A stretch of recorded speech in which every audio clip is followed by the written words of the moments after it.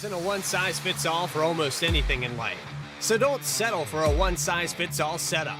Eliminate the frustration in building with an AI-powered personalized toolkit to boost you forward to victory.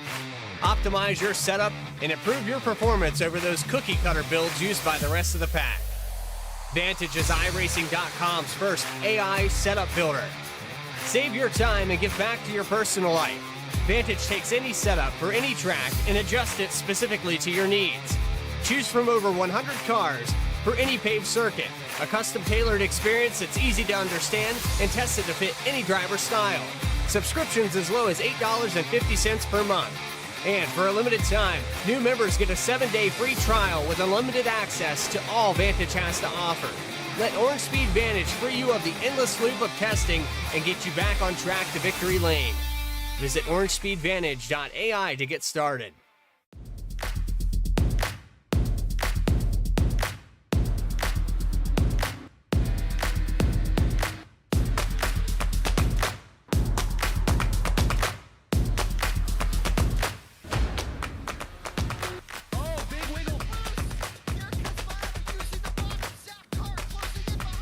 And here comes Milo, big run out of 4. He's going to be there. Tristan Martin's there. Cannot count out to 37. Oh! No, gets burned! Cabot, where did he come from? Here comes Zwack. A punch from the 33. It's a drag race. The Magic Man wins it Auto Club.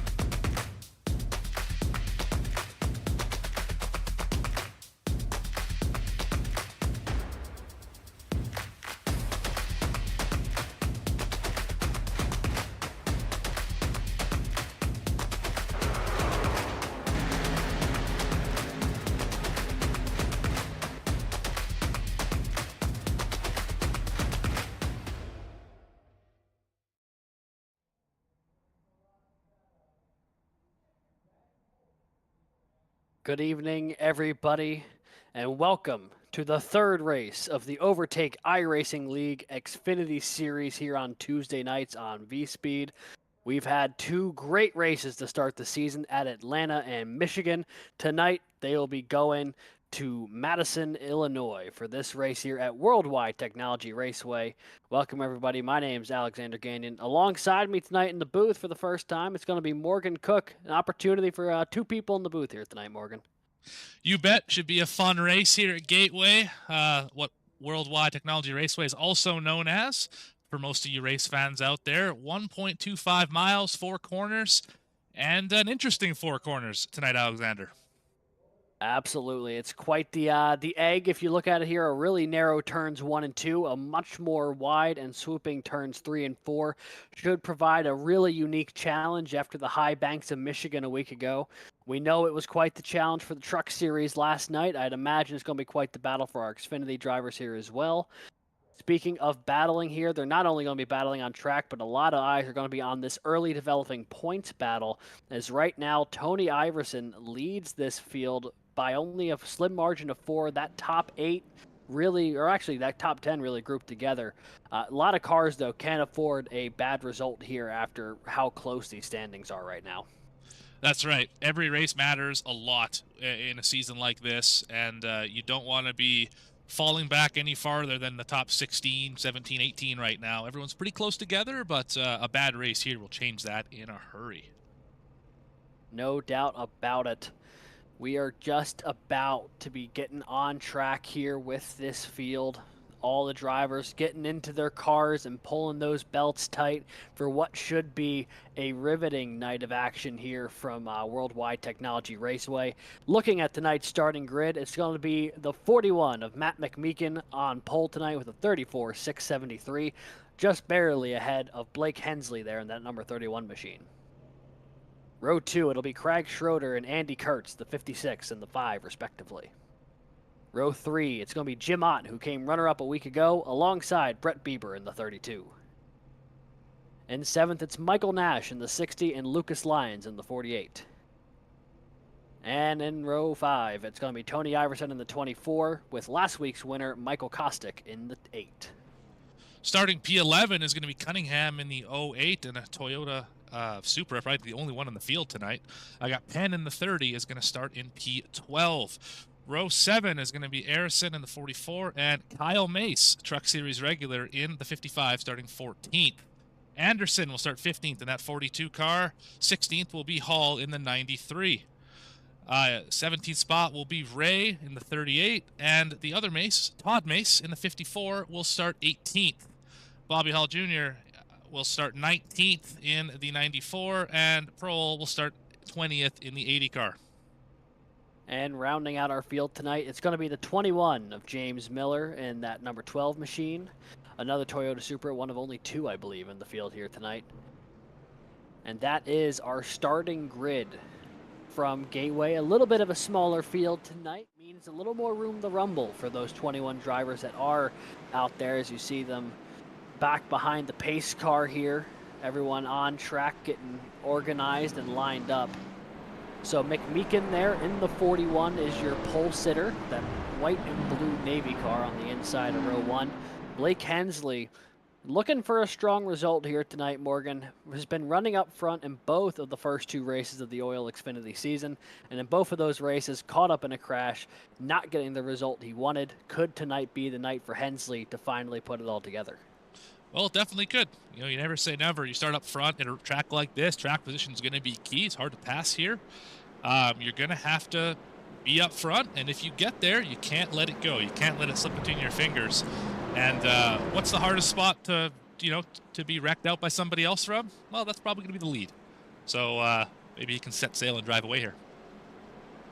Certainly a possibility. One less direction you need to keep an eye out for as far as other cars who might be making contact with you. This track really narrow looking at this pace and lap here, especially going into turns 1 and 2. I think a lot of cars are going to have some issues trying to downshift into that corner. You get enough speed here on this front stretch, and then you have such a narrow turn there through 1 and 2 that I think it's going to make it really tricky, especially if we get late into these races and we have start seeing some of those green-white checkers, or at least just some late race action into turns 1 and 2. I think you're going to see a lot of cars get a little aggressive coming off the corner, trying to get as much speed as they can. And I really think you're going to see a lot of cars lose the back end off that corner tonight. Yeah, it's an easy place to lose the back end off of, like you say. You're downshift, or you're down in 3rd gear, coming off the corner and just trying to grab a gear, but you have to accelerate before you can shift. So it's really easy to smoke the rear tires, especially in a car with so much rear power as this Xfinity car here tonight. That is absolutely true. And as I'm looking at it here, lights are off on the pace car as they make their way through turns 3 and 4, which means he is just about to peel off going down pit road here. The field will come off of turn 4. Barney's got that green flag in the air. And for the 3rd time this season, we are racing in the Xfinity Series of the Overtake iRacing.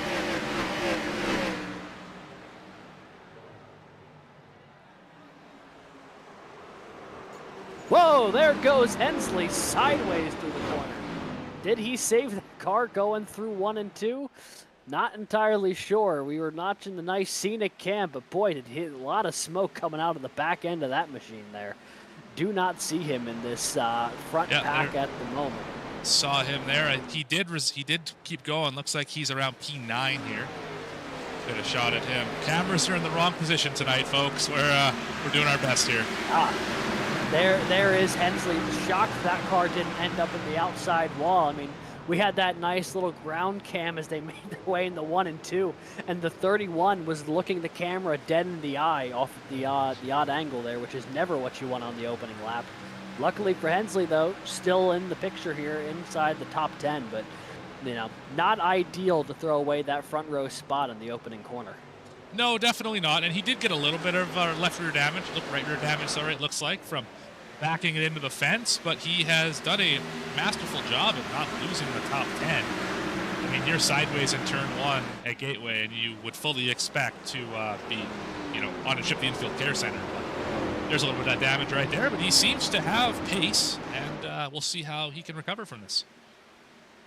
Yeah, he's certainly going to have to recover a little bit there. You see a couple of cars deeper into the field, a little loose off that corner. The outside of turn 2 really jumps out at you with how narrow the exit is, but you know, everyone able to navigate it so far through the opening couple of laps. None better than our leader, Matt McMeekin, in the 41. He's got a challenge right now from Andy Kurtz in the 5, but those two cars have really started to pull away from the rest of the field. This is the definition of a rhythm racetrack. You build yourself into a rhythm and you just hit it lap after lap after lap. These races go one of two ways. They're either fully green flag runs and there's very little to stop them, or you get restart after restart. And we're going to see how these drivers adapt to whatever kind of race we have here tonight. Yeah, this could be a case where if everyone finds their rhythm, there might only be one caution tonight, and that could be the stage break at lap 40. But to that point, with the way this track operates, it does its best to try and throw you out of that rhythm, especially when you got other cars around you. As you see a little deeper into the field here, a battle between Jason Harrison and that 44, and that looks like the 08 of Daniel Cunningham on the outside taking the position away. Couple of cars here, both looking for a good finish here tonight, as is all these drivers, but these drivers especially with the way their opening couple races have started, they could really use a strong finish here just ahead of them. That 55, oh, actually looking a little farther ahead. You got Michael Nash now, poked his head out, trying to make his way around the 48 Alliance, but right now that 60 going to settle in behind going into turns 1 and 2, trying to set his move up and off the next corner.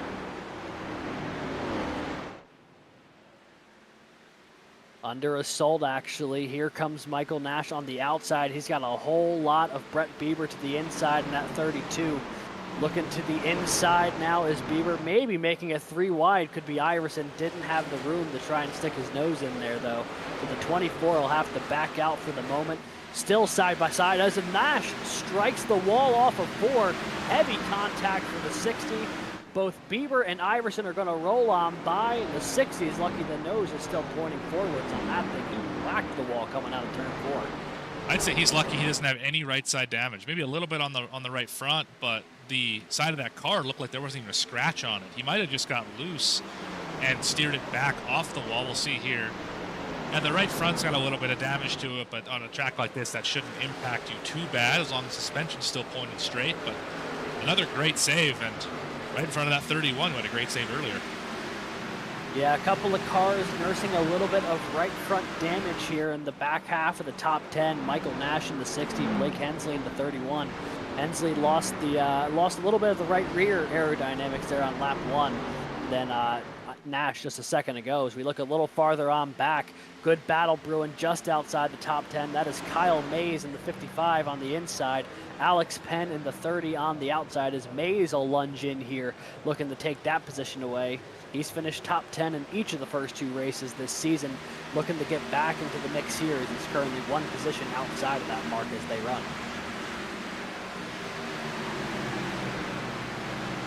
Into the corner, it is the 44 of Harrison. He's got Daniel Cunningham all over his back bumper here.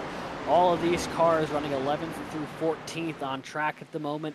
You could definitely throw a blanket on 12th through 14th there, all the way, maybe back into a little farther back when you start looking into Hall and Cole there, 15th and 16th. A lot of these cars running really close right now.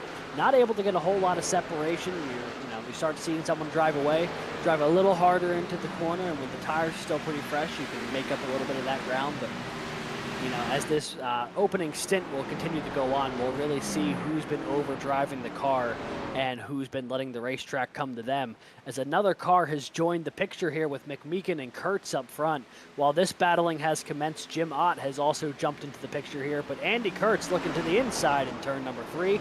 He's going to look to take the lead away here. Side by side through the corner, you've got Kurtz on the low side, McMeekin up high. How is this going to get settled? They're going to be side by side at the stripe and remain that way as they make their way into turn 1. And if they don't sort it out quick, they're going to watch that 4 car drive by them into the corner. It's really tricky to get off these corners too wide. Here you see they're going to have a ton of momentum loss, and that 4 car might be able to just drive up and pick which lane he wants to go in. Yeah, right now, Jim Ott laying in wait, seeing how this battle's going to unfold. Andy Kurtz has got the shorter way around the track on that low side. McMeekin might get a little bit more of a run on the outside, but Kurtz is not going to let him. The 5 to the point here as they make their way on the lap number 12. New leader here at Gateway, only the second one here so far tonight.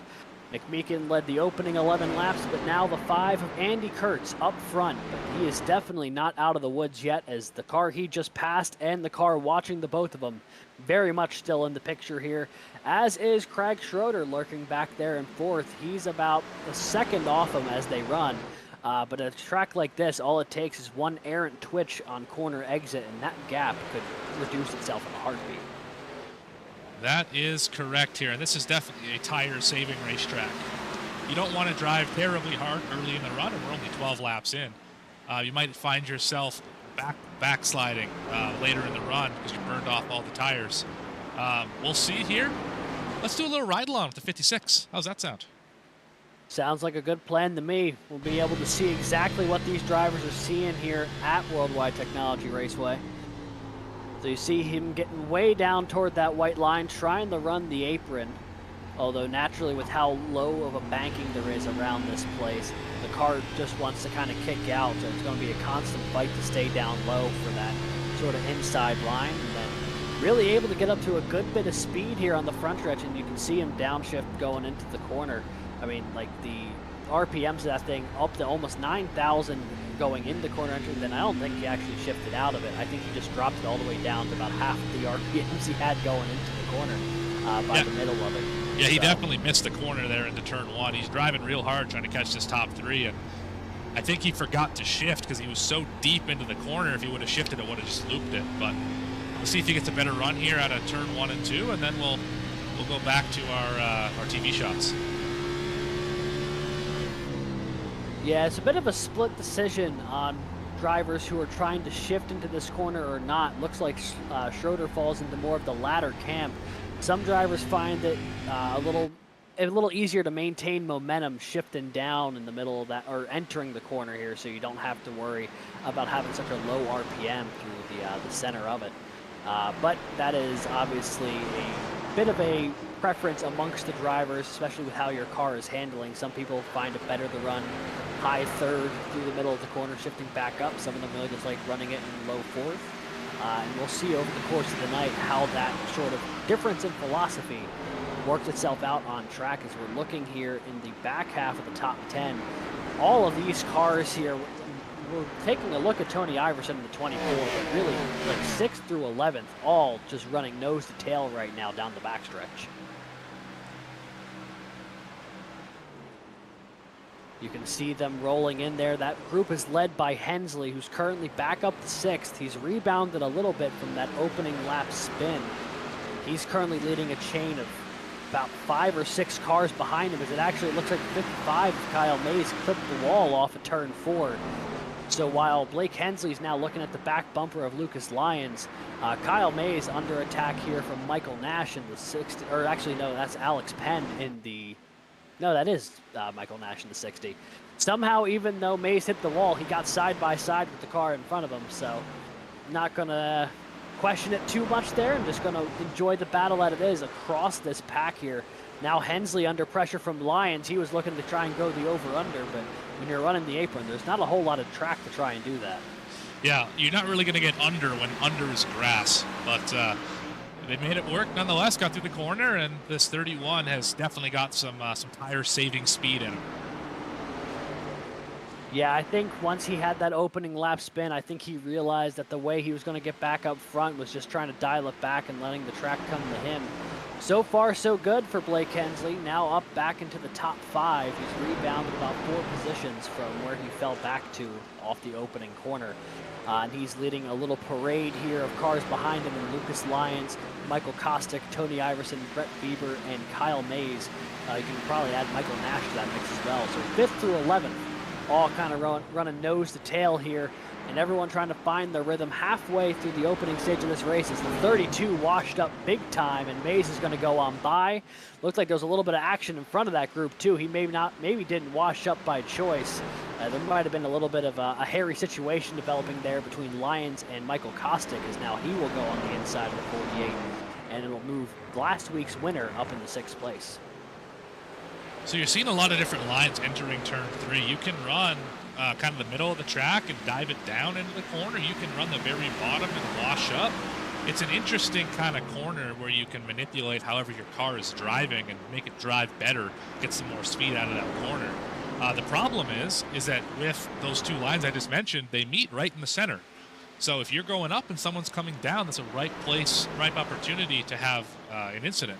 And that may have been what we saw a few laps ago. It was just somebody not expecting another car to be there. Yeah, and with how close they're running there, you know, if you think they're going to go one way and then they run a different line than they do the lap before, that could put you in a tough spot if you are going to try and make the move through that corner, and all of a sudden the car is exactly where you want it to be for some evasive maneuvering. That could check up the line a little bit here, but taking a look at this field right now, that is where the bulk of our action is in the back half of this top 10. Andy Kurtz is maintaining a decent distance up front from Jim Ott, and Matt McMeekin, our pole sitter, starting to fall back a little bit. And then it's a massive gap back to Craig Schroeder in 4th and the rest of this top 10. That top trio has really pulled away from this big battle group that we're watching here. But yeah, right now up front, Andy Kurtz keeping Jim Ott at bay, and it's really these two cars and McMeekin trying to hold pace, but he is starting to lose the back end of that 4. Yeah, it looks loose out there, and it's only going to get looser. You were talking about downshifting a little bit earlier, especially in 1 and 2, and you'll do that a lot more on older tires because you just don't have the grip through the center of the corner. The RPMs will drop to such a point where you just are so bogged down coming off the corner that you're just going to get gapped down the straightaway. So what you'll do is, as you start to burn off that right front tire, is you'll downshift into the corner, help it rotate, roll the center, and then on the exit, you'll work into the throttle, upshift, and get a good drive off the corner. But what that does, if you do it wrong, like I usually do when I drive here, and just like the 5 did right there, is you'll buzz the rear tires. And once they get hot, it's really hard to get them cooled down. You'll just get looser and looser and looser coming out of turn 2. Yeah, and just almost as if it was on cue to show exactly what you were talking about there. The 5 got really loose coming off of turn 2. That has allowed the 4 of Jim Ott to get right on his back bumper. Only a 1 car length gap between the two as they make their way down the front stretch back into turn 1 here on lap 24. Right now the 4 on the back bumper of the 5. Can he find his way around here in this next lap? Not sure if he's going to be able to at the moment. He's able to keep pace with the 5, but the only time he's really made ground on him in the past couple laps was when Andy Kurtz lost the back end of the car a little bit there. So it might take another mistake here for Jim Ott to try and capitalize and take the lead. And Ott's taking that really low entry and sliding up the center, whereas the 5 is taking the higher entry and kind of diamonding the exit. So the 5 car should get a better run off the corner while the 4 gets a better run into the corner. And I think what the 4 is trying to do right now is just try and push a mistake out of this 5 car here. If Kurtz slips up a little bit, Ott's going to be there immediately, and we'll see what happens. Yeah, it's certainly an interesting cat and mouse game early on here because you definitely want the track position fighting for the stage win here. But this is a 125 lap race. We're only about to be on lap 26 in a moment here. So still a lot of gateway left to run. So it's really a big question of how much do you want to push during the stage here to figure out not only what your car has, but maybe what your competitors do, versus how much is it really worth trying to get it done in this moment, knowing that you still have 100 laps after this. Certainly an interesting game of chess going on in the drivers' minds right now. I know that's an expression that's used a bit more for super speedway racing, but when it comes to pit strategy, there's always a little bit of that as well. As Craig Schroeder has really dropped off this front 3, and he's now fallen into the clutches of, let's see, Blake Hensley, Michael Kostick, and Tony Iverson. That trio has been making their way up through the back half of the top 10. And they're now closing in on 4th place here in the number 56. Craig Schroeder was only about half a second to a second off of those front 3 about 10 laps ago, but something has changed with the 56. I wonder if he used up some of his tires early because he is falling back in a hurry. And here is what 5 seconds looks like off the nose of this Ford Mustang. You can see, you can't see the leaders anymore. They're They're just exiting the screen off the left side there, coming out of turn 4, and he's just trying to maintain pace here and keep it rolling. But see how long he has to wait on throttle, and the leaders are already entering the next corner. Yeah, it's a front stretch or back stretch different at this point between third and fourth, or really the top 3 in the rest of the field. As you see, a lot of cars are on the back bumper of Schroeder here. Most notably, Blake Hensley trying to rally this trio past the 56 of Craig Schroeder. Might get it done here on this corner. He's really close up to the back bumper of the 56. Thinking about looking inside there is Hensley. Not able to get the pass done just yet, but he's going to make a lot of progress there through the middle of the corner. Trying to see if he can get that run on corner exit the 56 a little loose. Here comes Hensley now, maybe to the inside as they make their way into turn 1. He's going to look to make the pass here. No, he'll slide back in behind the 56. Wait for the right moment. The window just not quite there yet for the 31 of Blake Hensley, who is getting really loose now off of the corner of turn 2. Wonder if he's starting to try and force the issue a little bit here to figure out how to get past this 56, knowing that he's got 2 cars on his bumper as well. Yeah, he tried something interesting there, and he kind of baited the 56 into the line he wanted them to take. He made the 56 drive in deep and try and diamond the corner when Hensley was just going to cross him over. Unfortunately, Hensley got the power down a little too much and squandered the opportunity. But he is worrying the heck out of that 56 car right now. Yeah, he's got his eyes definitely out the windshield right now, but he may need to pay a glance to the mirror. Michael Kostick also was looking to potentially take away that position right now. The 8 car who won last week in Michigan, and then the 24 directly behind him who won in Atlanta, are 2 Overtake iRacing League Xfinity winners to this point, currently running 6th and 7th. You know, they're very much into this battle as well, so while Hensley's going to look to dive down and take away the position here going into turn 1, Michael Kostick might not let him slide back up if he needs to, so Hensley looks to the inside here. Schroeder, the 56 goes way up the track, all the way out toward that outside wall. Hensley's going to get on by. Michael Kostick's now going to be side by side with him. He'll take away that position. Schroeder lost 2 positions in 1 corner. He might be in danger of losing a 3rd here. That happens again with Tony Iverson on his bumper. And that's just how easy it is to make a mistake at this racetrack, right? You know, you ran so well and you fought so hard, but you throttled up a little too soon, and all of a sudden you're getting passed by 2 cars at once. Yeah, speaking of a little bit of passing action here, these 2 cars have been around each other most of the night here. The 60 of Michael Nash, the 55 of Kyle Mays. You've seen them kind of move as a tandem unit. They've been battling for most of this race. They've gained a couple positions, currently scored 8th and 9th. Last time we saw them battling on track, they were battling for 11th and 12th. So making some forward progress here, but you know, it's still a long way to go. Is now Tony Iverson to the inside of Craig Schroeder, looking to take away the position here. He's able to do so. Iverson up to 6th. Schroeder back down to 7th now. And also, I'm looking at this timing table. Jim Ott is right there on the back bumper of Andy Kurtz. And this is the time to go. In a different zip code. Sorry, I didn't mean to cut you. I'm just looking at that gap. That is a huge gap that they've opened up in the opening 33 laps here. Yeah, you don't see 6.5 seconds very often at any racetrack, especially one like Gateway. But this is the time to go if you're the top 3. You got, 7 laps left, 8 laps left until the stage break. And you have, we just mentioned it, a 7-second lead. Now, if you're going to burn your stuff up, this is the best opportunity to do so and see what you got behind the wheel.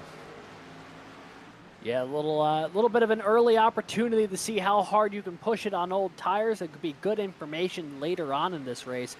But also, you get some nice points for winning the stage here in the Overtake iRacing League. So definitely wouldn't hurt to pick up the stage victory either. That's what Andy Kurtz is trying to do right now, trying to hold off Jim Ott and Matt McMeekin, who, after falling back from 1st to 3rd here, hasn't really lost the duo in front of him here. He's been able to kind of keep pace and watch as things develop. Jim Ott, though, I wonder if he's starting to get a little bit frustrated. He's been glued to the back bumper of the 5 here for at least 10, 15 laps now. Not sure if it's been by choice or by necessity, as that's the only thing he's been able to do. But at this point, if you do have anything left in the tank in this opening stage, to your point, Morgan, now would definitely be the time to use it. You've got such a big lead that even a risky move that might cost you some time, I don't think it's really going to cost you all that many positions in the grand scheme of things, because no one else in the top 10 is within a straightaway of where you're at the moment. Right. And the four car is just wearing out the 5 right now, just trying to force a mistake. You know, maybe touch that left rear a little bit as it goes through the corner. Just try and unsettle the 5 ever so slightly. Don't want to wreck them, obviously. But as Dale said, you want to rattle his cage a little bit and see if you can force him to make a mistake. Yeah, I can't imagine we'll see the bump and run here on lap 36. But it would be quite the sight if it was. But something tells me they're going to try and keep all the fenders on it here, at least through the opening stage. And then maybe the gloves will come off in the back half of this race. But right now, these 3 cars seem to be the class of the field. And Andy Kurtz, Jim Ott, and Matt McMeekin. I do wonder, you know, when we hit this stage break. Oh, Jim Ott, big wiggle off of turn 2 there. He's going to swing way back in. Yeah, that car is all kinds of loose right now. So he went to try and make his move off of 2. It backfired. I think he's only going to lose the 1 position because he has such a gap back to Hensley. But boy, he came flying back up the backstretch there, and I really thought he was about to go door to door there with the 41 and McMeekin. Yeah, I think that McMeekin saw his race flash before his eyes when that 4 car came back careening across the racetrack. But luckily, these guys are all really talented race car drivers and able to not hit each other. But great save by the 4, and unfortunately, the move didn't quite stick. But that's why we have stages, right? So you can re-rack them, and it'll be looking like he'll be 3rd when this stage ends, and be able to pick back up and do it again. Yeah, big moment there for him. And now looking a little farther back, a big moment here inside the top 5. Michael Kostick looking to the inside of Hensley off of 3 and 4. That 8 machine on the inside, Hensley and the 31 on the outside. Kostick still has a nose to the bumper there. Can he get it a little farther into the corner? Diving in, a little bit of contact between the 2. Side by side through the corner, bumping off of each other the whole way. Oh, he turned Kostick him. gets turned off no. of 2. Oh, no. Heavy contact for Michael Kostick. Heavy contact for Blake Hensley. The field trying to get on by. Looks like they did a pretty good job of getting on by, actually. That was wild. That was a scary moment, I'm sure, for the rest of the field coming off of 2, because they did not clear the exit by very much before they were both sideways on the road there. No, but let's have a look back at that one. So here they are going into turn 1. 8 car dives in right on the door of the 31, just trying to make that pass happen, and not exactly sure what happened here. The 31 got loose, and the 8 was moving up the track anyway, and 31 slides back across the track here, and I think the whole field collectively held their breath. Great dodge by the 48. And yeah, Lucas Lyons with a great job to split the defense there. A couple of cars who had to do a really big move through the grass there. I think Michael Nash was another one of those guys we saw take a big chunk of dirt out there with him to avoid that. But yeah, we'll take a look at the overhead cam here. So Kostick knows he's got the run here, and he'll dive into turn 1. You know, already a little bit of contact between the 2, but the big issue is off a corner exit. 31 gets a little loose as the 8's trying to slide up, and just... That's right. That's a little bit of contact, but at the worst place you can make contact, not only on the cars, but also on the track. And it's going to be catastrophe for both of them. That's right, and you can tell that wasn't intentional by any stretch. I'm not blaming the 31 or the 8 for that incident, obviously, but all it was just the 31 got loose on the outside when he went to go grab that gear, and the 8 was coming up the track as you would, and all of a sudden you're wrecked up against the wall. So tough break for those guys, obviously, but I think that is probably our stage break, if I'm not mistaken. I do believe you are right, which means I do believe Andy Kurtz will have picked up the stage victory here from Worldwide Technology Raceway. That black and red number 5 machine moved up a couple of positions from where he qualified, took over the lead at lap 12, and didn't look back despite some challenges both from McMeekin and Jim Ott. So a good opening stint to the race here for Andy Kurtz. Also won the battle off of pit road of those who came down here at the stage break. So looks like he'll be in position to try and maintain that lead here coming off the caution. Yeah, it was a good drive from 4th to 1st in that stint for Kurtz. He saved the tires appropriately as he was able to hang on and make some passes during that stint. So let's see what they got for the last 85 laps of this race or more so, and who can save their stuff the best. That was an excellent green flag run to start this race off. Yeah, wildly entertaining, and the caution that we did have, we were about to have a caution a lap later anyway, so basically the full green flag stint we could have got here from the opening green flag all the way to the stage break. That is our only stage break of tonight's race here, so in theory this could go green the rest of the way. I'm sure the drivers may have something to say about that though as they continue the battle for position like we saw there with Michael Kostick and Blake Hensley. So easy for Calamity to follow you here at this track just because, especially in turns 1 and 2, how narrow that exit is. You start getting on older tires, it gets a little harder to manage it, and then you go side by side, and you know, it's anyone's guess what's going to happen there. And, you know, sometimes you get through it no problem, and then sometimes you see what happened to the 8 and the 31 there. So certainly a possibility at this track at any given point in time, but looks like our top 3 remaining unchanged from how they went into the stage break off of pit road. So Andy Kurtz will be leading them to the green flag in about a lap or so. Matt McBeacon in that 41 machine in 2nd, Jim Ott in 3rd here. That's how they went into the stage break. That's how they also came off of pit road. Looking on the outside of row 2 there, the Atlanta winner, Tony Iverson, has moved up a couple positions. He was able to survive that crash from Hensley and Kostick happening right in front of him. And the benefit of doing so is moving up into the top 4, and Craig Schroeder will benefit as well, moving up to 5th. I'm sure he's really happy to have some fresh tires on that number 56 machine right now. Yeah, he was struggling at the backside of that run for sure. Just was really, really loose, it seemed like. He couldn't get into the corner. He couldn't get out of the corner. Right after he got caught by that group of 4, he just was having trouble making the corners. And unfortunate break, but I mean, now we have fresh tires on it, like you said, and he can re-rack them and do it again. So the lights are out on the pace car here, which means in just a moment we will be getting back to green flag racing here from Gateway. The Overtake iRacing League here on Vspeed. That's our 3rd race of the season. It's going to be a long one. Nice 22 race season here. So a lot of action still to come, not only this season, but especially tonight. Barney's got that green flag back in the air, and we are racing once again from Worldwide Technology Raceway.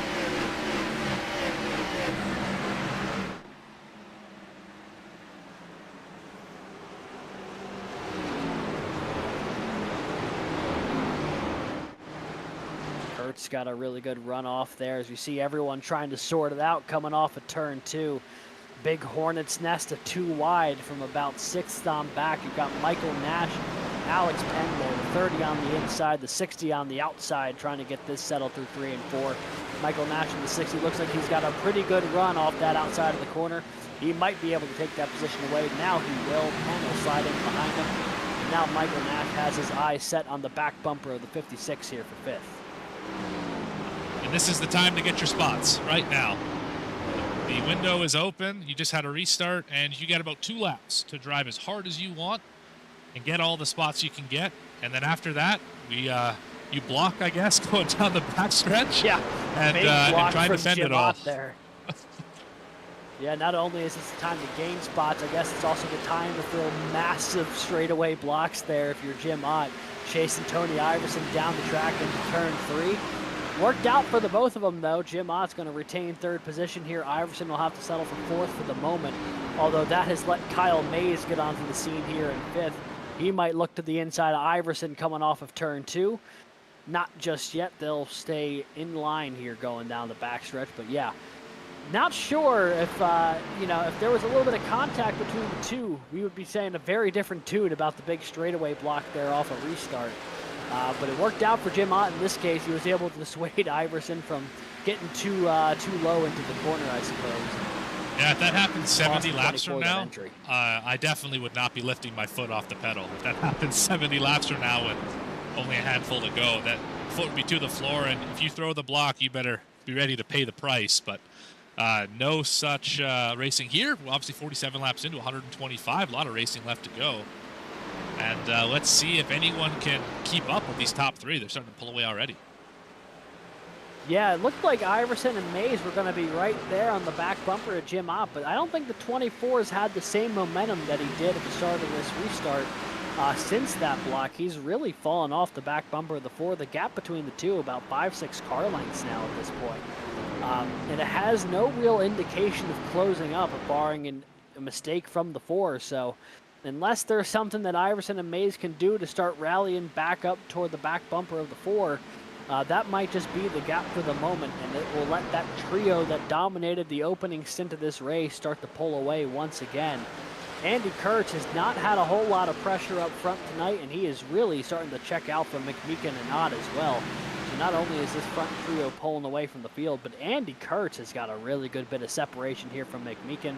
Will really let him just drive his line, get into that rhythm, and nothing's going to really phase him at the moment, given that the closest challenger is about 3-4 car lengths back. And this is the time of the run, if you're not the leader, and even if you are the leader, where you just start to save your stuff. That first run gave you no indication that this is going to be a wreck fest. There's going to be lots of cautions. I would expect that all the drivers are thinking, this thing's going green. We're going to have a pit stop probably. I think we'll have to have one, and my guess would be about 50 laps. We need a pit stop. Let's just get there. Let's just save the tires, save the car. Maybe someone else will overdrive it, and I can gain some spots later on. But right now, I am very content in whatever position I'm in, so long as the tires are happy.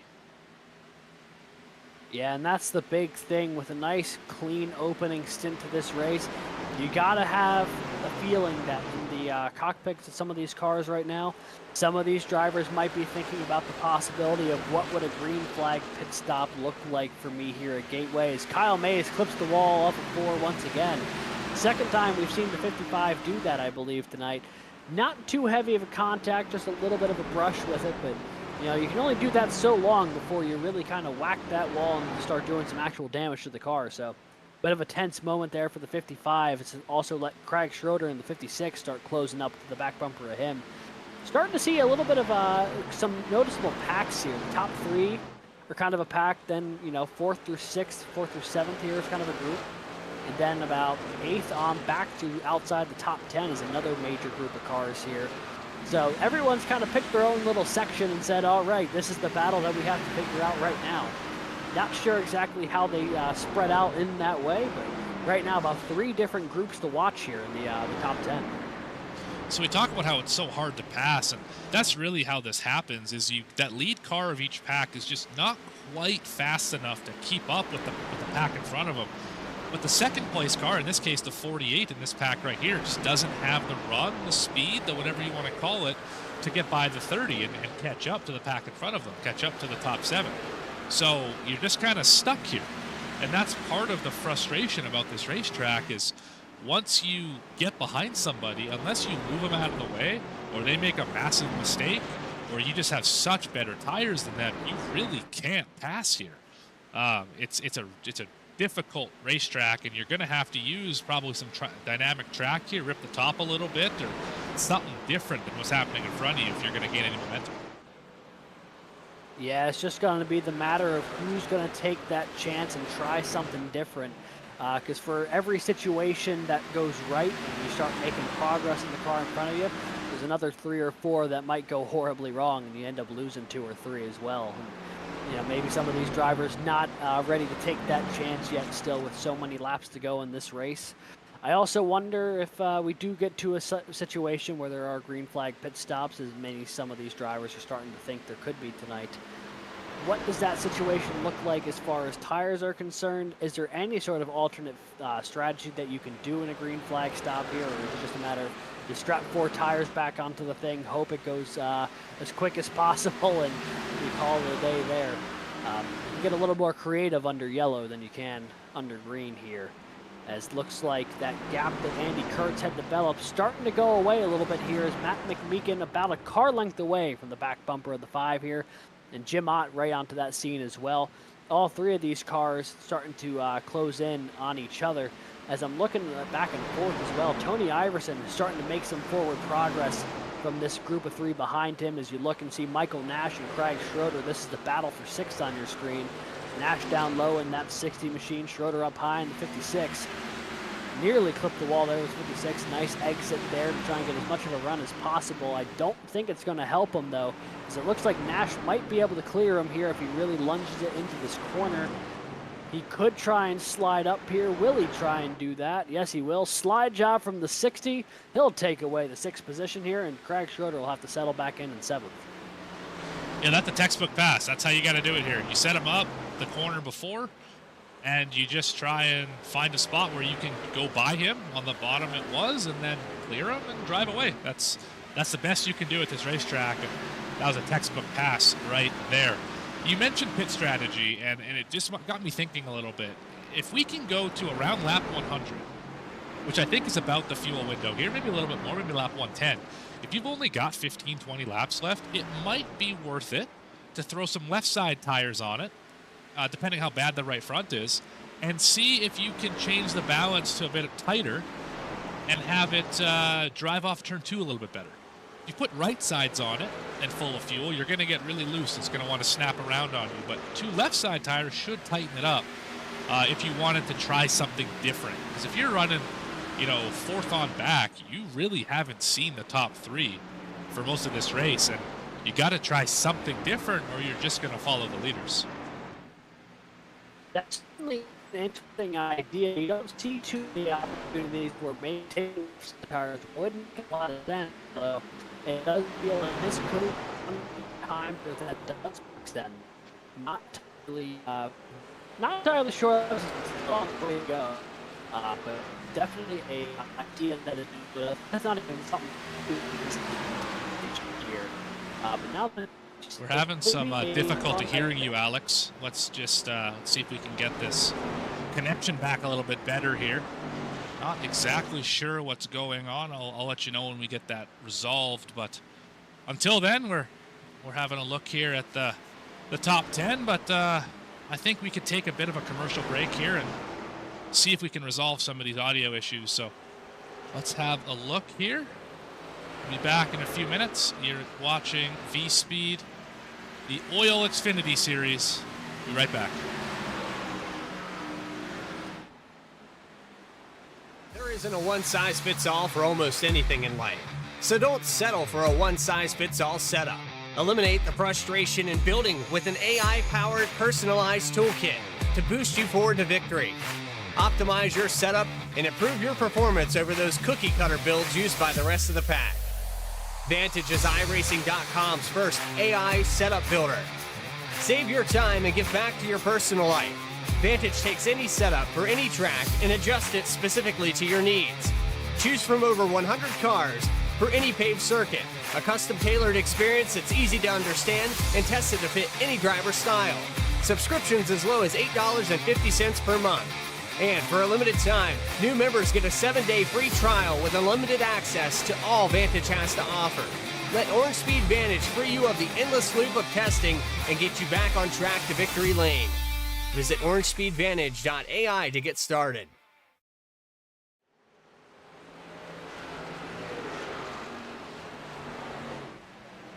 Here we are back live, OiL Xfinity Series at Worldwide Technology Raceway, Gateway as it's formerly known. We got our connection issues figured out, and we are back here with Alexander. Take it away. Yeah, man. Yeah, we are back. I guess it is a little tough to run a consistent connection between, the southern part of the United States and Canada. Might be a little bit of a distance for it to travel, but, we're back. Everything's good. And catching on to a good battle here up front for second and third. Matt McMeekin has a mirror full of Jim Ott right now for second. Ott maybe looking to the inside. There's not any separation between the two through the middle of that corner. He's going to have to back off a hair here on the front stretch, but might look to try and make something happen again here going into turn 1. On board with the 4 here as he tries to make his way around Matt McMeekin in the 41. And that Bolt of Honor Navy Ford Mustang. This is what it looks like as the driver to see kind of what they see. You got a pretty good view here out of this Xfinity car. And we're going to dive it down into turn 3 and just hope it sticks. Looks like it sticks a little better than the 41 does. Going to gain some speed here in the center, able to squirt the throttle. The 41 wisely chops the nose a little bit to try and keep the 4 car at bay, and let's see what he can do back here in turn 1. Yeah, I know if there's one thing that might be going through the mind of the 4 right now is that every time McMeekin tries to close off that lower lane, it's going to let Andy Kurtz get a little bit of separation from the both of them here. Ott's getting some really good runs through the corner, especially through 3 and 4. But McMeekin has been wise enough to try and close the door every time. As now Ott's going to really launch it in here in turns 1 and 2. Nice lunge to the inside there. He's going to try and clear McMeekin if he can. Able to do so with not a whole lot of room to spare. Now up to second place is that number 4 of Jim Ott. McMeekin will fall back to third. That was about as beautiful a pass here as you're going to see. That is what we in the biz call a power move. When you just sail it into the corner and it sticks and you just drive right on by, and second place is now yours. And now we can set his sights on that 5 car. He's getting a little bit smaller out of the windshield. Not what the 5 wants to see, but the rest of the field is pretty excited about that, I'll tell you. Yeah, no doubt about it. I'm sure the rest of the field's intrigued to see what's going to happen up here. They might have to hear about it from their spotters, though, because these 3 have checked out from the rest of the field. They might, those cars on track might not be able to see the action that's happening up here. The gap back from 3rd to 4th now about 2 seconds. It's almost another about half second to a second back to 5th as well. This field right now has started to get really spread out here on this run. They've been running green for just south of 20 laps here, which seems to be the magic number for this field to really stretch out around this track. Everyone's finding their own little bit of real estate and trying to get into a rhythm, but the price of that is, tough to gain any positions here when you're all running in your own little section of the track. Yeah, we've talked about the hardest places to pass. It's even harder to catch somebody. You can try everything. You can run the top. You can run the bottom. You can dive in the corner. You can drive it in deep or drive it in shallow or whatever you want. But you can only ever seem to gain 100 or 1,000. And you're just chipping and clawing. This is a racetrack of passing or of catching up inch by inch by inch by inch. You're not going to get there in a lap. You never do. Maybe on new tires. But, yeah, you kind of got what you got right now, and you're just trying to maintain with the cars in front of you. Yeah, to quote Corey LaJoy, it's a lot of stacking pennies out here trying to make any forward progress. You just got to keep going forward an inch at a time, and hopefully after enough consistent laps of that, you'll start catching up to whoever's in front of you if they aren't running it as crisply as you are. So a real test of driver talent and consistency here at this track. Because even if you run 5 laps perfectly and you're gaining ground on the car in front of you, you have one little mistake off a corner there that could erase several laps worth of progress, which is part of the reason why this track, while a lot of fun to drive, is also incredibly frustrating for drivers behind the wheel, because you can see how quickly all that progress you make can slip away. On board right now with the 08 of Daniel Cunningham, currently scored inside the top 10, trying to track down the back bumper of Alex Penn there in the 30. He's also got a mirror of Jason Harrison here. These 3 cars battling for 9th, 10th, and 11th right now on track. And this is the closest battle on the racetrack that we can find right now. 3 cars fairly close together under a blanket here, and we're battling for the last spot in the top 10. So definitely a worthwhile battle to watch here and just see how difficult it is to gain anything. You're half a car up, you're half a car down. It ebbs and it flows, and you can't really get an edge on anybody. No, you really can't here, and you can see that gap as it was developing, just, not all that easy to make any forward progress. Same deal up here. Jim Ott has caught the back bumper of Andy Kurtz. Those 2 cars were nose to tail there through 1 and 2, but the moment they hit that straightaway, Kurtz was able to get a little bit of separation from Ott. The battle is on for the lead right now on lap 70.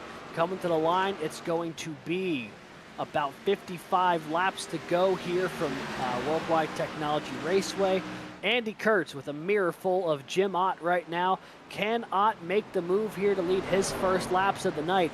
He has run second almost the entire evening to that man in the 5. Andy Kurtz, though, has not really made too many mistakes to give anyone an opening. No, he's led 61 laps. We've only run 71 of them. So that should tell you just kind of what kind of night it's been for this 5 car. This Chevy Camaro has been lights out fast tonight. and we will see what happens. I think there's a couple Chevys behind him too. See what they can do with him. Yeah, Andy Kurtz finished 4th a week ago at Michigan. Pretty solid run there for the 5. However, you know, what's better than a top 5 finish? A win the following week. That could be what's in store here for Andy Kurtz with a really dominant run so far here this evening. Jim Ott was 2nd a week ago. I know it would probably boil him just a little bit to finish 2nd here again 2 weeks in a row. So I'm sure he's going to be pretty keen on trying to take away that last position he needs to pick up the victory here tonight to get his first win of the season. Then going back to 3rd here, Matt McMeekin has dropped back about a 2.5 from these 2 cars. McMeekin's best finish, though, to this point in the season is 22nd back at Atlanta. So right now, currently scored 3rd after rolling off on pole. This has been a really, really good night so far for the driver of that Ford Mustang. Yeah, and you need good runs. I've had seasons in other leagues where you run those first 3-4 races, and if you have bad results every single week, you just get demoralized. You stop putting in the effort, and you struggle to pull yourself out of the rut, and it just never gets any better. So this is a really great showing for this 41, and really good to see him having a good effort so that he can try and build some momentum for the rest of this season. Yeah, it really is a good rebound effort right now after the opening 2 weeks there for the driver of the 41. Seems like a good time as any while we're doing it to take a quick look at our top 10 as they run. So jumping back to 4th place, it's Tony Iverson in the 24, our Atlanta winner from a couple weeks ago. Top 10 in each of the first 2 races. Currently top 5 here today. The consistent runs are going pretty well right now for the current points leader. Currently scored in the 4th position. Jumping back to 5th, it is Kyle Mays in the 55, another car with back-to-back top 10s to start the year.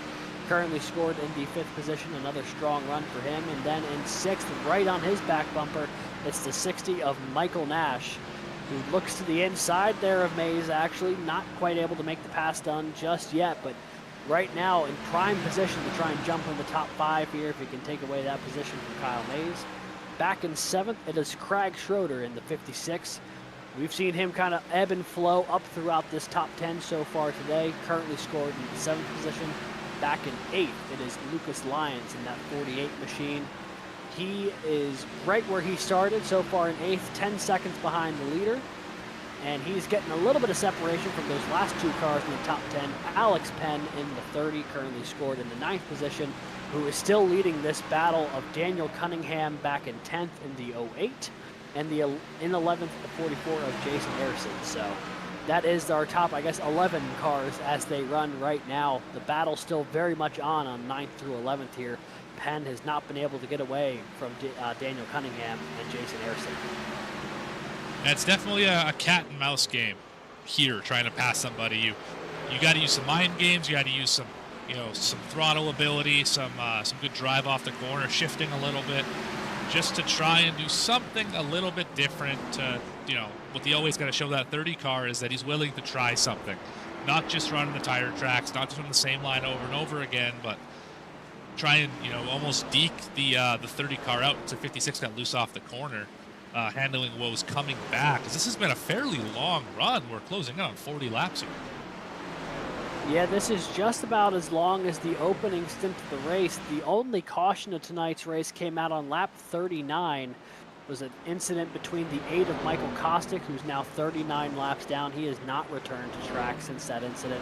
And the 31 of Blake Hensley, currently scored 2 laps down. He's been back on track, but fighting handling issues with that car ever since. As you see him make a little bit of contact with the wall there again. The 31, just a really tough machine to try and handle right now. That car is skidding all over the place. A lot of the back of that car missing too. So yeah, I can tell you the splitter for Hensley. The splitter should not be that far off the ground. That is going to just kill anything down the straightaway. You can see how low the splitter is on the cars behind him, and obviously no rear bumper is not going to help either. He is in for a world of hurt tonight, and these are pretty tough cars, and he's got that one all wadded up. Yeah, that is certainly seen better days, as now another little bit of contact off that outside wall. That car really loose as Michael Nash going way down to clear the lap traffic there at the 31. Kyle Mays will do the same as the 31 again on that outside wall. He is having just a whale of a time trying to handle it, now glued up to that outside wall for a second was the 31. I'd have All to sorts think of handling issues he's right got now. some bent right front suspension, because as soon as he hits the brakes, it just steers to the right. And I've been there. It's a horrible feeling that all you can do is log laps, and you're hoping at some point that somebody else has an issue, another caution, that you can gain a spot or two, because that's points racing. That's all you can do at 2 laps down on a 19th is hope that 18th, 17th, whatever have you, are able to fall into your clutches. Yeah, one of a few cars a few laps down here. Justin Miller back in 21st. Kostick off track as well. Hensley, as we were watching, currently scored 19th, 2 laps down. And then you've got Todd Mays and Cody Anderson both scored 1 lap down, 17th and 18th respectively. So no one on Hensley's lap right now, but if someone were to tag the wall and have to take it down pit road, could be an opportunity for him to get an extra point out there. But as we were trying to get to it a few laps ago here, this is now the longest green flag run of the race. We had about 39 uninterrupted green to start it. The stage break and the caution kind of coincided at the exact same time. And then it's just been more green flag racing since then. Going on the lap 82 here, it'll be about the 40 or 41st lap of this stint as well, coming off the caution. So a very green flag fueled race here so far today in St. Louis. So let me pose a question to you. So we know they can go 40. We're only 46 away from the end of this race, something like that. When do you bring it to pit road? Are you a short pitter? Do you stretch it all the way? What's your philosophy when it comes to pitting in a race that you're not the 5 car or you're not the 4 car? You're back in the pack a little bit. What do you do? The first thing I think you got to look at is if you're a car anywhere, especially 8th on back, behind 10 seconds from our leaders. Actually, funny enough, here it is. Lucas Lyons coming down pit road doing exactly what I was about to get to, which is if you are 10 seconds or further back, which Lyons was the first car who was, prime time to try and short pit a little bit, get on fresh tires, and use that as the opportunity to get back on track with fresh tires, make up some of that ground on the leaders while they continue to battle each other. Because right now, with Kurtz and Ott still running so close to each other, it's going to be tough for either one of them to get slowed down and come down pit road and just hand the other one a full advantage of this race. So prime opportunity for those farther back into the field to try and do a little short pit action and get fresher tires and try and undercut the leaders here, because they'll be too busy fighting amongst themselves. And it seems like a lot of cars in that top 10 had that thought. We saw Lyons a moment ago. Now this lap, Iverson, Michael Nash, and Kyle Mays all coming down pit road as well. You also see the 31 on pit road, but I think he's getting more than just tires worked on that car. Yeah, and those are the 3 that I was curious about. Where here we got the 5 coming down pit road. Is how early did the 24 pit, and how early did a couple of those others running right outside the top 5 pit? Because those guys, if they can get 2 laps green, I think they can get pretty close and cut a pretty big gap in this 5 cars lead. But let's go have a look at where the 41 is at right now. He's currently the leader, so he's coming to pit road this time. There's a 24 coming off of pit road with the 60 and the 55. Let's ride on with the 24 and see what he can do here as he works back to get on the lead lap. Yeah, so he was running 4th once this pit cycle started, so we know he's got some pace in that Chevy Camaro. They'll have to cycle back out ahead of Andy Kurtz and Jim Ott. That's going to be the question. There was only about a lap difference between the two. How much, though, will that 1 lap of fresher tires make, though? We know the tire wear is pretty drastic. You can see there, here comes Ott and Kurtz off of pit road. Tony Iverson very much onto the scene there. They've gained some time on those cars, maybe a couple of seconds. Not sure if it's going to be enough for them to try and challenge for the race lead if everyone cycles through, but he certainly gained some time on him on pit road, which makes me really wonder if you're the 48 of Lucas Lyons, how much time will you gain? Looks like he gained several seconds on the cars in front of him, but with how far back he was, still a lot of cycling to go. As if there's now only one car who has not come down pit road yet, to my knowledge, and that is the current race leader, the 30 of Alex Penn, who is driving the wheels off of it, off of turn 2. Looks like he's coming down this time. Unique pit road entry here. It's an access road, not just a quick dive off of turn 4. So you have to get it woed down and be able to maintain here, because if you get in that grass, you can't get back on the access road. And then pit entry is right, that yellow cones, and he hits it, and good pit entry. He got all of it right there. Yeah, if he got down the speed, he was exactly at the speed he needed to be at. He launched it in the pit road there. So Alex Penn brings it down pit road here, and he was the last car on the lead lap, to my knowledge, who needed to come down pit road. So the race lead will go back to Andy Kurtz, and if there's one thing I'm noticing here, it's that he gained time on Jim Ott on pit road. The gap between the two all the way out to 2 seconds now. Andy Kurtz fully in control of this race. And right now, the thing that the 5 is really excited about is that there's 2 cars in between him and his nearest competitor, and those cars are just going to hold him up, right? It's difficult to pass even lap cars. Even if they're getting out of the way, they still squeeze your entry, they still pinch your exit. You just can't get around them cleanly, and it's going to cost you a tenth here, half a tenth there, enough to let that 5 car just pull away ever so slightly. So that gap right now, 2.3 on lap 89 of 125. Andy Kurtz has led from lap 11 of this race, and no one's been able to take it from him. 75 laps led now for the driver of the 5, or actually that might be a little bit more, depending on when the graphic generates. I'm not entirely sure, to be honest with you. It's clear to see he is by far the class of the field right now. Should be 75. We did have the 30 car lead some laps cycle. under the Right, cycle. yeah. Right, that's right. That my brain completely slipped the fact that those are still race laps to be Right. to be competed for. So yeah, Alex Penn leads a few, and our pole sitter Matt McMeekin led the opening 11. But every other lap besides that has been in control of the 5 for Andy Kurtz. So a dominant run right now for the number 5 machine, who's currently 2 seconds up. Also taking a look here at the 48 of Lucas Lyons, who did gain a couple positions through that pit strategy. He's ahead of the 56 of Craig Schroeder now. Currently scored in the 7th position. I believe he gained 1 over the course of that pit cycle. And he's also a little bit closer than he was to the 55 of Kyle Mays. It looks like the 56 was the big loser on this pit strategy. Not exactly sure what happened. If it was a bad entry, missed the box, slow stop. It could be a number of things, but it looks like he fell back a position or 2 behind the 08 here, and he's going to have to work really hard to get back up ahead of these guys, and he's going to have to be car malicious to do it, I'll tell you that much. That he will. He's got a lot of work to do here. Currently looking potentially to the inside of Daniel Cunningham down the backstretch. That 56 looks like he's going to put the nose down going into turn 3.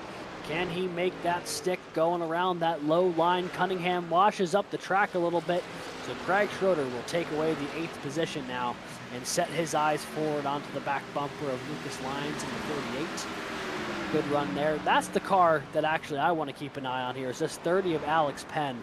I know everyone came down pit road within a couple of laps of each other, but of anybody, the 30's got the freshest tires on track, which means if anyone should be able to pass, it's going to be him, as he looks to the inside here of Brett Bieber to look to get into the top 10. Looks like he will be able to do so. He's got 2 more positions in relatively easy striking distance here, with the 56 of Schroeder and the 08 of Cunningham just ahead. And you can see on the interval there on your driver info, he is gaining on the leader ever so slightly. That's about a tenth that lap. Now it's going back the other way because it's going into the corner here.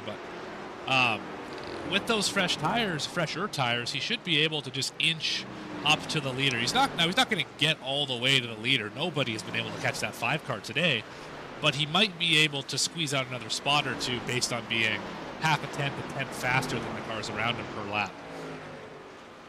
Yeah, and that's really going to let him not only get close to it, but more importantly for his current situation, pick off a couple more cars in this top 10, get him a few more points by race's end if this does stay green, of which it has all indications of doing so. We've only had the 1 caution back on lap 39 between Kostick and Hensley. And that feels like an eon ago for all the green flag racing that we've got to enjoy here so far.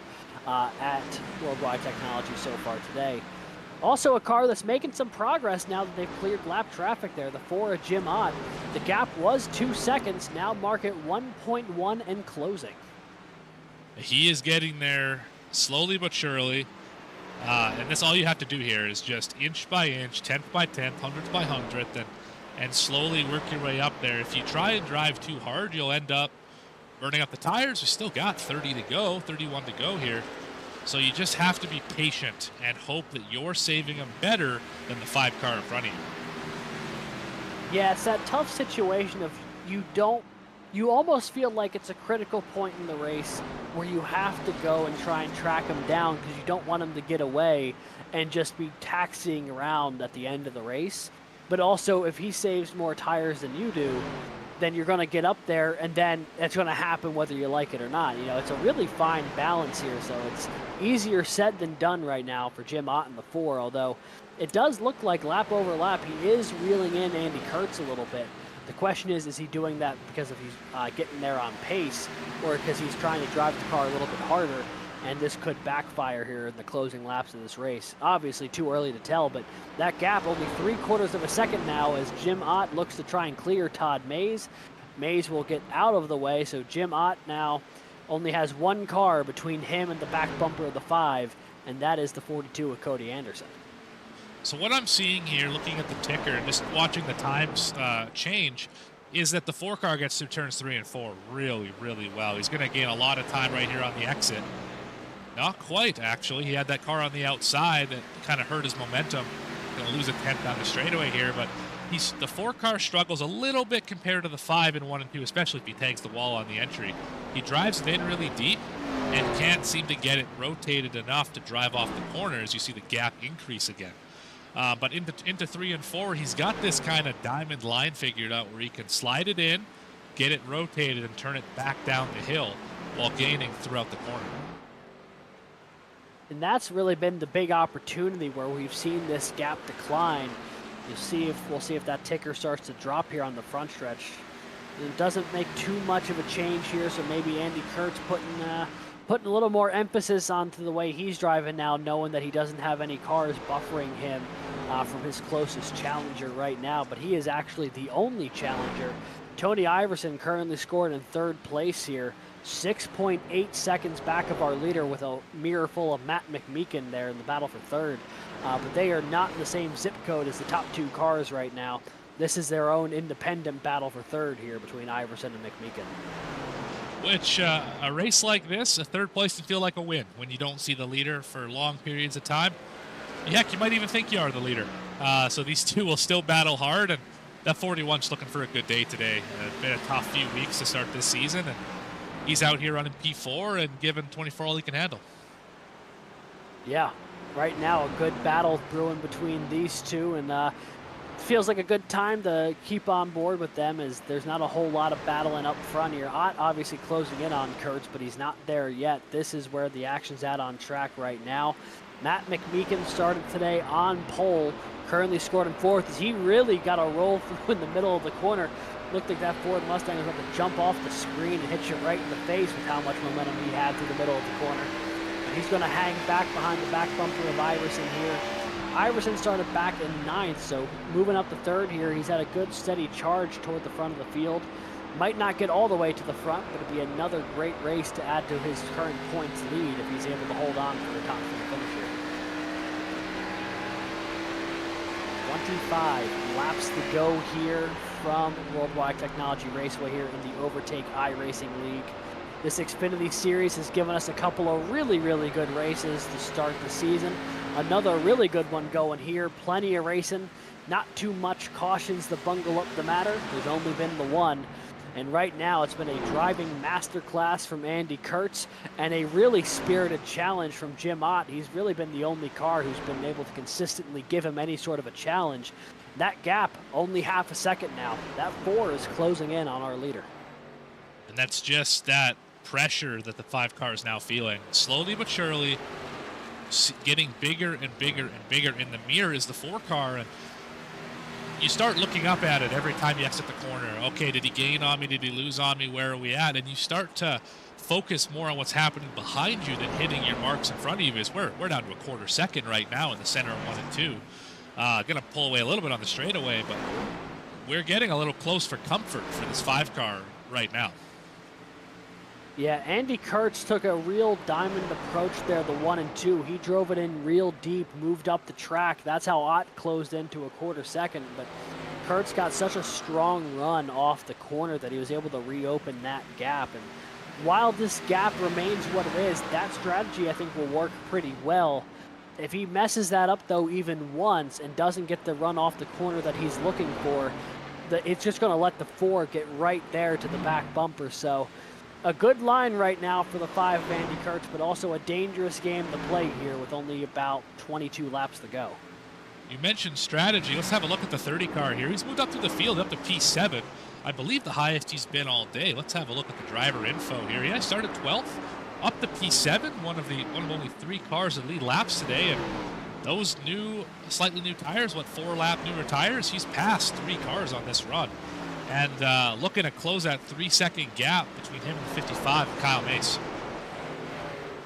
Yeah, he's, I don't know how well he'll be able to get to the back bumper of the 55, but being able to stay out those couple extra laps, I think in the long run have really helped out Alex Penn, moving from just outside the top 10 or like maybe 10th to now being scored in 7th after leading a couple of laps. So you get to say you led a few laps here today. Also worked out and gaining a couple extra positions on track. That's a pretty good pit call there from the crew on that 30 car. Yeah, so far working out for him as he's really starting to maybe not make a ton of headway towards 6th, but he's starting to pull away from 8th on back. That's right, and when you're in a situation where you're following the leaders and there's no way you can gain any positions on raw pace, you got to try something different, and pit strategy is usually the best way to do that. So good work on the 30 car, to make that move. And here we watch the 56 and the 08 go at it. While the lead is shrinking ever so slightly. Let's go back to that. Yeah, so 20 laps to go. Now make it 19 laps to go here in St. Louis. Jim Ott, a quarter of a second away from taking the lead from Andy Kurtz. Andy Kurtz, before it's all said and done, very well could lead over 100 laps of this 125-lap race.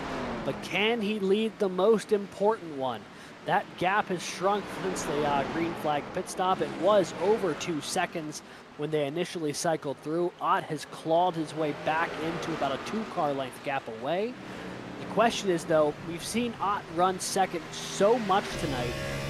Has he been doing that to save tire and see if he can just bait the 5 into a mistake?